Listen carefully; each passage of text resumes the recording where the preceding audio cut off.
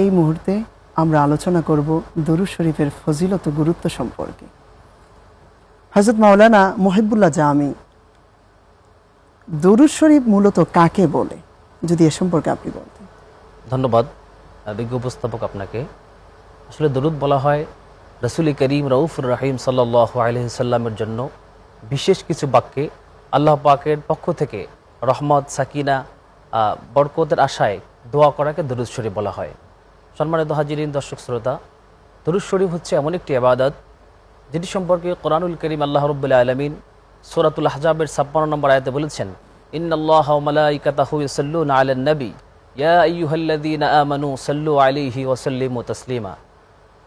দরুদ শরীফ এমন একটি আমল, এমন একটি ফজিলতের আমল, যেমন আমরা দেখতে পাই আল্লাহ রাব্বুল আলামিন কোনো আমল কিংবা কোনো ইবাদত করেন না, কিন্তু দরুদ শরীফ এমন একটি আমল যেটি আল্লাহ তাআলা নিজে করেন, মুমিন যারা তাদেরকে করতে নির্দেশ করেছেন, এবং কি ফেরেশতাকুল এই দরুদের আমল করেন।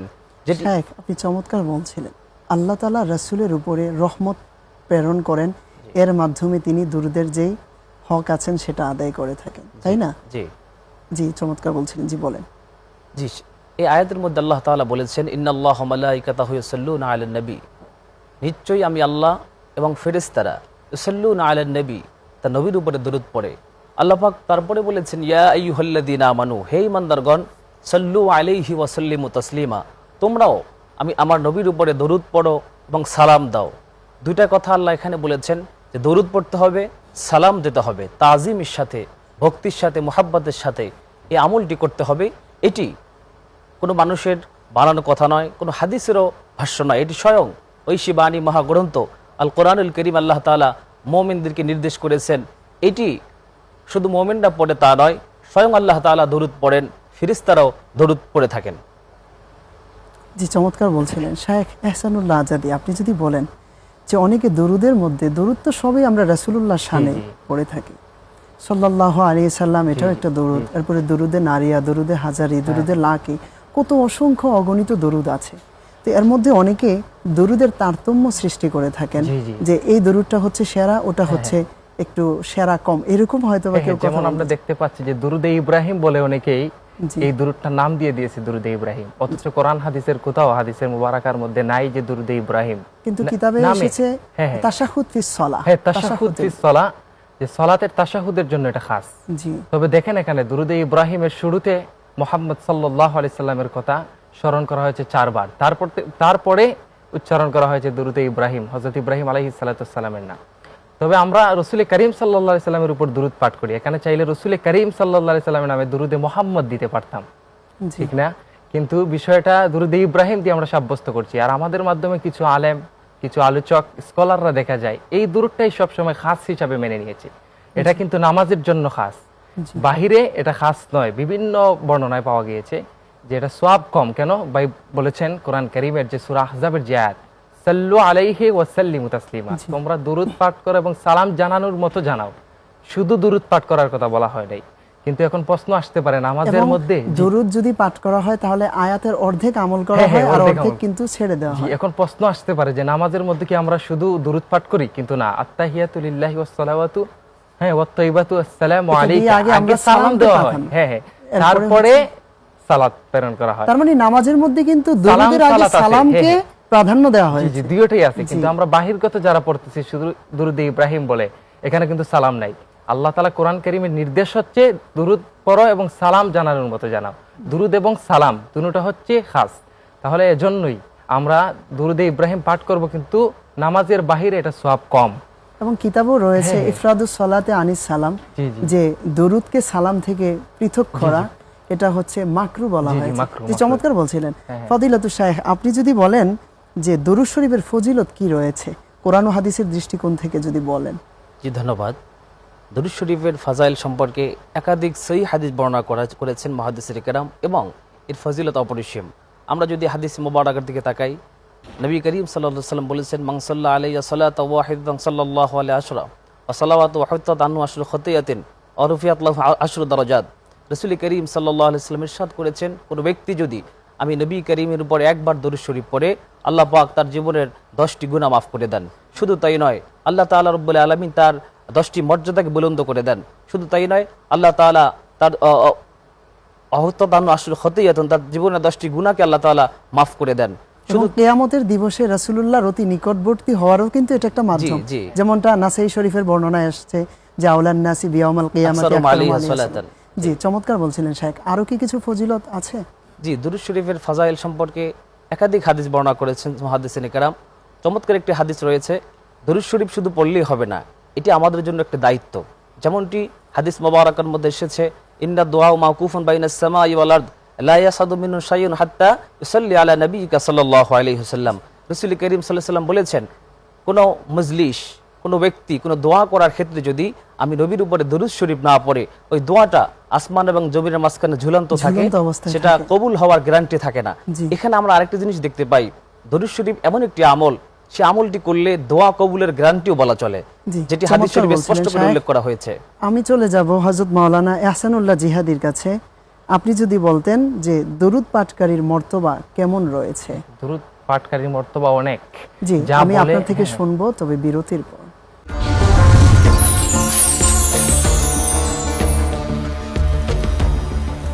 আলহামদুলিল্লাহ, আমরা বিরতি থেকে ফিরে আসলাম। আমাদের সাথে যারা যুক্ত আছেন সকলকে জানাচ্ছি আন্তরিক মোবারকবাদ। জি শাইখ, আপনি চমৎকার বলছিলেন যে হচ্ছে দরুদ পাঠকারীর মর্তবা, আপনি বলুন। দুরূদ পাঠকারীর মর্তবা অপরিসীম, যা বলে আসলে শেষ করার মতো নয়। কয়েকটি অধ্যায় রয়েছে, অনেক বর্ণনা রয়েছে। যেমন আমাদের আদি পিতা হযরত আদম আলাইহিস সালাতু ওয়াস সালামের বর্ণনার দিকে যদি তাকাই, তাফসীর কাসিরের বর্ণনাতে এসেছে, যখন হযরত আদম আলাইহিস সালাতু ওয়াস সালামকে জান্নাতে প্রেরণ করা হলো, তিনি একাকিত্ব বোধ করলেন।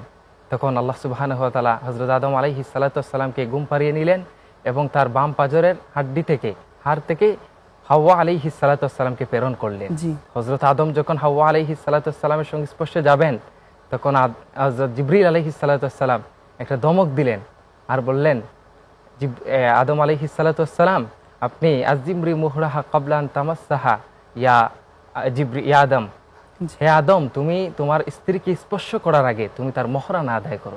জি, সুবহানাল্লাহ। হযরত হাওয়া আলাইহাস সালামকে তিনি হচ্ছে বিবাহ বন্ধন করেছিলেন। যে এরপরে আপনি বলুন। স্পর্শ করার আগে তখন তিনি বলেছিলেন যে মহরানার কথা, হ্যাঁ, জি। মহরানার কথা, যে তুমি যে স্পর্শ করবে তোমার স্ত্রীকে, তার আগে তুমি মহরানা আদায় করো। সেই মহরানাটা কি ছিল? সেই মহরানা ছিল হযরত জিবরিল আমিনকে তখন আদম আলাইহিস সালাম বললেন, ভাই আমি কি এখন মহরানা দিব? হযরত জিবরিল আমিন বললেন, সাল্লু আলা মুহাম্মাদিন সালাসা মাররা। সুবহানাল্লাহ। তুমি- জান্নাতে কিন্তু টাকা পয়সা, হ্যাঁ, বাড়ি হ্যাঁ, গাড়ি, সব। হীরা রৌপ্য বা হচ্ছে স্বর্ণ অলংকার কোনো কিছু কিন্তু কমতি অভাব ছিল নেই, না। জি, জি। তো টাকা পয়সাও সেখানে কিন্তু থাকে। হ্যাঁ। এরপরও রাসূলুল্লাহর দরুদকে, সালামকে গুরুত্ব দিয়েছেন। সুবহানাল্লাহ। সুবহানাল্লাহ। তখন বললেন প্রিয় যে- দর্শক ও শ্রোতা, এখান থেকে আমরা বুঝতে পারি যে আমাদের যিনি আদি পিতা হযরত আদম আলাইহিস সালাতু ওয়াস সালাম, তিনি যেখানে বিবাহ বন্ধনে আবদ্ধ হলেন রাসূলুল্লাহ সাল্লাল্লাহু আলাইহি সাল্লামের দরুদ এবং সালামের যে মোহরানা আদায়ের মাধ্যমে, তাহলে আমাদের দৈনন্দিন জীবনে কত বেশি সেই রাসূলের দরুদ এবং সালামকে পাঠ করা দরকার। যে চমৎকার বলছিলেন শাইখ। জি, তখন বললেন যে সাল্লু আলা মুহাম্মাদিন সালাসা মাররা, তুমি 3 বার দরুদ পাঠ করো, তাহলে মহরানা আদায় হয়ে যাবে। সুবহানাল্লাহ, কেমন মর্যাদাবান। তখন কিন্তু রাসূল করিম সাল্লাল্লাহু আলাইহি সাল্লামকে পৃথিবীতে প্রেরণ করা হয় নাই। তখনই আমার নবী দুই জাহানের বাদশাহ মুহাম্মদুর রাসূলুল্লাহ সাল্লাল্লাহু আলাইহি সাল্লামের দুরুদের পাঠের মাধ্যমে হযরত আদম এবং হাওয়া আলাইহিস সালাতু ওয়াস সালামের মহরানা আদায় হয়ে গিয়েছিল। জি, সুবহানাল্লাহ। চমৎকার বলছিলেন শাইখ। আপনি যদি বলেন যে হচ্ছে দরুদের বিশেষ কিছু আমল রয়েছে, যেমন কিছু নির্দিষ্ট দরুদকে আমরা শুধুমাত্র আমল করে থাকি, অন্যান্য দরুদও কিন্তু আছে, আবার এক একটা দরুদের এক একটা আলাদা আলাদা ফজিলতও কিন্তু আছে। আপনি যদি এ সম্পর্কে বলতেন। জি, আসলে আমাদের বাংলাদেশে একটি কথা প্রচলিত রয়েছে, প্রসিদ্ধ হয়েছে যে দুরুদ ইব্রাহিম ছাড়া অন্য কোনো দুরুদ পড়া যাবে না, এই জাতীয় কথা আমরা বলে থাকি। অথচ আপনি যেহেতু আপনি বুখারী পড়েছেন, দর্শক যারা শুনতেছেন অনেকেই বুখারী পড়েছেন, এ বিষয়ে সকলের ধারণা আছে। দেখুন, আমরা যখন বুখারীর হাদিস মোবারকা তেলাওয়াত করি, আমরা কি বলি? ক্বালা রাসূলুল্লাহি সাল্লাল্লাহু আলাইহি ওয়াসাল্লাম। শুধু তাই নয়, দুরুদে নারিয়া, দুরুদে হাজেরা, বহুত দুরুদ শরীফ রয়েছে, কিন্তু ইব্রাহিম সহ অসংখ্য দুরুদ শরীফ কিন্তু আমরা কিতাবে পাই। সে দুরুদগুলোর এক একটির ফজিলত এক এক রকম রয়েছে। শুধু ইব্রাহিম দুরুদ এটি কথা সঠিক নয়, এবং অনেকে বলে থাকেন ইব্রাহিম ছাড়া অন্য কোনো দুরুদ পড়া যাবে না, এটা একদমই নিজের গাট থেকে বলা বানানো কথা। তার মানে আপনার কথা থেকে আমরা বুঝতে পারলাম যে দরুদের সংখ্যা আছে অনেক বেশি। জি, আমি দর্শক শ্রোতাদেরকে একটা মেসেজ দিতে চাই যে দরুদের সংখ্যা যে কত বেশি, এটা আসলে আমাদের মতো নগণ্য কোনো মস্তিষ্কে এটা হিসাব গণনা করে শেষ করা যাবে না। তবে আপনাদের জ্ঞাতার্থে আমি জানাতে চাই যে মাওজুয়াতে সালাওয়াতে রসুল সাল্লাল্লাহু আলাইহি সাল্লাম একটা কিতাব রয়েছে, যেখানে হচ্ছে রসুল পাক সাল্লাল্লাহু আলাইহি সাল্লামের যেই দরুদ, এই দরুদগুলোকে একত্রিত করা হয়েছে।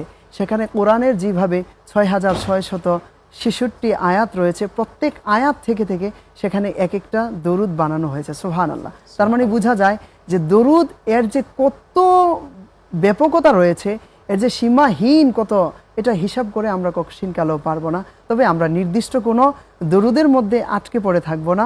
আমরা যত বেশি পারি রাসূলের যত বেশি সম্মান মর্যাদা আমরা বর্ণনা করতে পারি দরুদের মাধ্যমে, আমরা সেটা করব। তাই না শায়েখ? জি। জি, আপনি বলছিলেন, চমৎকার বলুন। জি, যেটি বলতে চেয়েছিলাম যে দরুদ শরীফ এমন একটি আমল, এর এক এক দরুদের এক একটি ফজিলত রয়েছে। বিশেষ করে আমরা অনেক মানুষ বিপদগ্রস্ত হই, বিভিন্ন সমস্যার সম্মুখীন হই, সমস্যার মধ্যে পড়ি। বিভিন্ন কিতাবে এটি উল্লেখ রয়েছে, এটি একটি বাস্তবিক আমল এবং এটি একটি পরীক্ষিত আমল, যে আমলটি করার পরে মানুষ বিভিন্ন বিপদ থেকে উত্তীর্ণ হয়েছে। যেমনটি বিভিন্ন কিতাবে উল্লেখ করা হয়েছে, কোনো ব্যক্তি যদি কঠিন বিপদগ্রস্ত হয়, যে তার আর বাঁচার কোনো পথ নাই, তার পিঠ দেয়ালে ঠেকে গেছে, তখন সে যদি ইশারের নামাজের পরে অজু করে সুন্দর করে প্রথমে 100 বার দরুদ শরীফ পড়বে, সে যে দরুদ পারুক না কেন, আল্লাহুম্মা সাল্লি আলা মুহাম্মদ, আল্লাহুম্মা সাল্লি আলা সাইয়্যিদিনা মুহাম্মাদিন নবিয়্যিল উম্মি ওয়া আলিহি সাল্লাম, অথবা যদি সে এটুকু পারে সাল্লাল্লাহু আলাইহি ওয়াসাল্লাম অথবা সাল্লাল্লাহু আলা মুহাম্মদ, যে কোনো দরুদ শরীফ সে পারে, এরকম করে যদি 100 বার দরুদ শরীফ পড়ে, তারপরে পড়বে 499 বার লা হাওলা ওয়ালা কুওয়াতা ইল্লা বিল্লাহ, এটি পড়বে 499 বার। সর্বশেষ বার বলবে কোন দরুদটা পড়া উত্তম? যেই দরুদে শুধু দরুদ আছে, নাকি যেই দরুদে দরুদ এবং সালাম উভয়টা আছে, কোনটা পড়া উত্তম? জি, চমৎকার একটি প্রশ্ন করেছেন। উত্তম হচ্ছে সেই দরুদ পড়া, আয়াতের আলোকে আমরা দেখতে পাই সাল্লু আলাইহি ওয়া সাল্লিমু তাসলিমা, যে দরুদের মধ্যে সালাম আছে এবং সালাত আছে। জি, এই সম্মিলিত দরুদ যেটি দুইটা যে দরুদের মধ্যে আছে সেটি পড়া উত্তম। যেমনটি আমরা ওলামায়ে কেরাম আউলিয়া কেবার একটি সবক দিয়ে থাকেন দরুদের, ইশারের নামাজের পরে যারা বায়াত হয়েছেন হক্কানি পীর মাশায়েখদের কাছে, তারা বলে থাকেন ইশারের নামাজের পর 100 বার দরুদ শরীফ পড়ার জন্য। সেটি হচ্ছে এমনটি, আল্লাহুম্মা সাল্লি আলা সাইয়্যিদিনা মুহাম্মাদিন নবিয়্যিল উম্মি ওয়া আলিহি ওয়া সাল্লিম তাসলিমা বা ওয়া আলিহি ওয়া সাল্লিম। এই যে এই দরুদটির মধ্যে সালাত এবং সালাম উভয়টাই রয়েছে। যেহেতু আমরা শুধু যদি দরুদ ইব্রাহিম পড়ি, সেখানে আমরা একটি পাই, অন্যটি পাই না। সেজন্য আমরা যদি একটি দরুদের পূর্ণাঙ্গ হক আদায় করতে চাই, আমরা বিভিন্ন দরুদ পড়তে পারি। আউলিয়া কেরাম এটা সাজেস্ট করেছেন। শুধু তাই নয়, এই দরুদ পড়ে অনেক মানুষের নবীজির জিয়ারত নসিব হয়েছে। জি, চমৎকার বলছিলেন শায়েখ। আমাদের শায়েখ চমৎকার বলছিলেন যে দরুদের মাধ্যমে রাসূল পাকের জিয়ারত হয়ে থাকে। আপনি কি বলবেন যে রাসূলুল্লাহর দরুদ এবং সালামের মাধ্যমে কি আসলেই রাসূল পাকের জিয়ারত লাভ করা যায় কিনা? ফকিহগণের মত হচ্ছে যে কেউ যদি প্রত্যেকদিন 1000 বার রাসূল করিম সাল্লাল্লাহু আলাইহি সাল্লামের উপর দরুদ পাঠ করে, 40 দিনের ভিতরে নূর নবী মুহাম্মদ সাল্লাল্লাহু আলাইহি সাল্লামের দিদার সে পেয়ে যাবে। সুবহানাল্লাহ। কেননা রাসূল করিম সাল্লাল্লাহু আলাইহি সাল্লামের উপর যদি কেউ দুনিয়ার যে কোনো প্রান্ত থেকে একবার দরুদ পাঠ করে, তখন রাসূল করিম সাল্লাল্লাহু আলাইহি সাল্লামের হাদিসে এসেছে, মা মিন আহাদিন ইউসাল্লিমু আলাইয়া ইল্লা রাদ্দাল্লাহু আলাইয়া রূহি হাত্তা রুদ্দা আলাইহিস সালাম। সুবহানাল্লাহ। আবু দাউদ এখানে একটি কথা, রাসূলকে যদি কেউ দরুদের আমল করে এর মাধ্যমে স্বপ্নে দেখতে পাবে, এই কথাটা আপনি চমৎকার বলেছিলেন এবং এই সম্পর্কে হাদিসে রয়েছে। আপনি যে কথাটা বলছিলেন যে রাসূলকে যদি জিয়ারত করা যায়, জিয়ারত লাভ করা যায় রাসূলুল্লাহ পাকের যে স্বপ্নের মাধ্যমে, তাহলে ওই ব্যক্তির জন্য জান্নাত আসলে আছে কিনা, নাকি ওই ব্যক্তিও জাহান্নামে যাবেন, এই কথাটা যদি একটু বলেন। নবী করিম সাল্লাল্লাহু আলাইহি সাল্লাম ইরশাদ করেছেন, মান রাআনি ফিল মানাম ফাকাদ রাআনি হাক্কা ফা ইন্না শাইতানা লা ইয়াতামাসসালু বি, যে আমাকে দেখলো সেজন্য আমাকেই দেখলো, কেননা শয়তান আমার সূরত ধরতে পারে না। সুবহানাল্লাহ। এজন্য রাসূল করিম সাল্লাল্লাহু আলাইহি সাল্লামকে যে দেখবে, অবশ্যই রাসূল করিম সাল্লাল্লাহু আলাইহি সাল্লামকে সে দেখবে, তার জন্য জান্নাত ওয়াজিব হয়ে যাবে, জাহান্নামের আগুন হারাম হয়ে যাবে। সুবহানাল্লাহ। চমৎকার বলছিলেন শায়েখ। আপনি যদি বলেন যে এই দরুদের আমলগুলো কি আমরা বেশি বেশি করব, দৈনন্দিন জীবনে কিভাবে আমরা এই আমলগুলো করতে পারি, একটু যদি আমাদের দর্শক শ্রোতাদের উদ্দেশ্যে বলতেন। জি, যেমনটা আমি বলেছিলাম, আমার কথা সম্পূর্ণ আমি বলতে পারিনি, যে আমলটির কথা আমি বলেছিলাম, বিপদগ্রস্ত মানুষ যদি 100 বার দরুদ শরীফ পড়ে, 499 বার যদি লা হাওলা ওয়ালা কুওয়াতা ইল্লা বিল্লাহ, সর্বশেষ বার যদি পড়ে লা হাওলা ওয়ালা কুওয়াতা ইল্লা বিল্লাহিল আলিয়্যিল আযীম, এরপরে 100 বার যদি দরুদ শরীফ পড়ে, এটা পরীক্ষিত একটি আমল। এই দরুদের ফজিলাত, দরুদের উসিলায় আল্লাহ তাআলা তার সকল বিপদ দূর করে দিবেন। শুধু তাই নয়, তার সমস্ত মনের বাসনাগুলো আল্লাহ তাআলা পূরণ করে দিবেন। যেমনটি আউলিয়া কেরাম সবক দিয়ে থাকেন, রাসূল কারীমের উপর যত বেশি দরুদ পড়বে, রসুল করিম সাল্লাল্লাহু আলাইহি সাল্লাম হাসরের ময়দানে তাকে ডেকে ডেকে কাছে নিয়ে আসবে।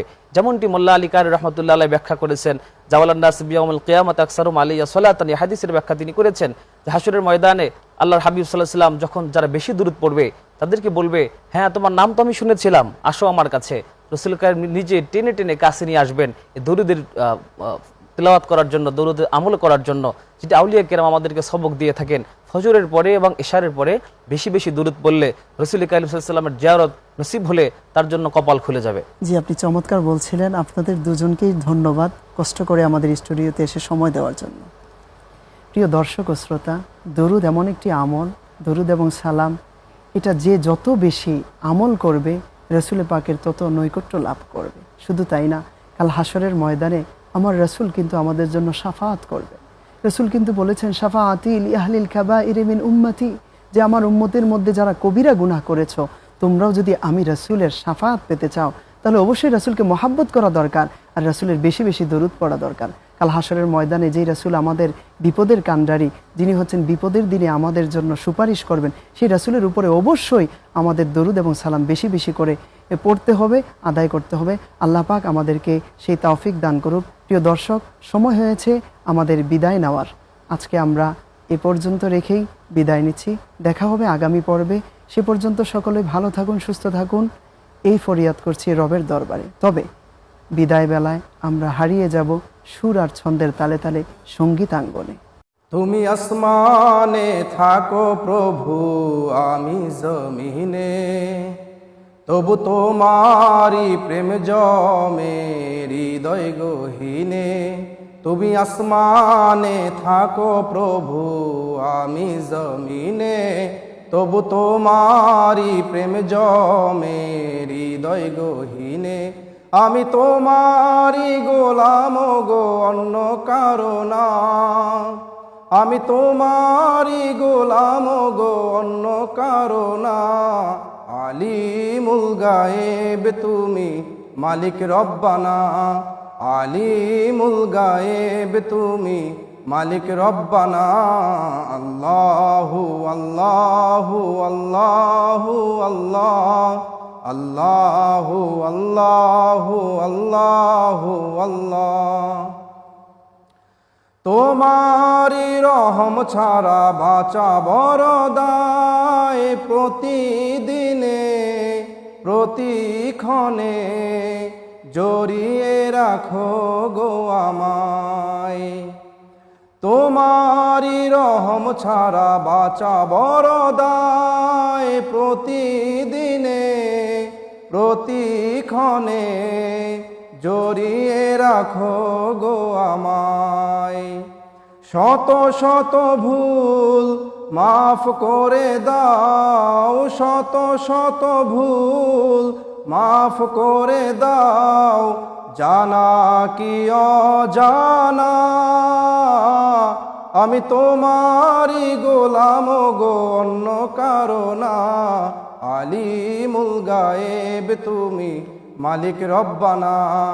আলিমুল গায়েব তুমি, মালিক রব্বানা। আল্লাহু আল্লাহু আল্লাহু আল্লাহ, আল্লাহু আল্লাহু আল্লাহু আল্লাহ। কঠিন বিচারের দিনে থেকো গো পাশে, পাপের ভারে নুয়ে গেছি, মন তাই কেঁদে বলে।